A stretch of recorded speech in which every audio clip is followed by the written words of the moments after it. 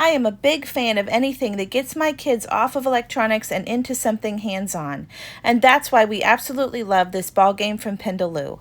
Hi, I'm Sarah with WTI, and this game is fun, interactive, and has your kids working on a skill and they don't even know it. Not to mention it comes in different colors, and you can even choose a glow-in-the-dark model, which is a ton of fun. It also comes with a spacious bag for storage.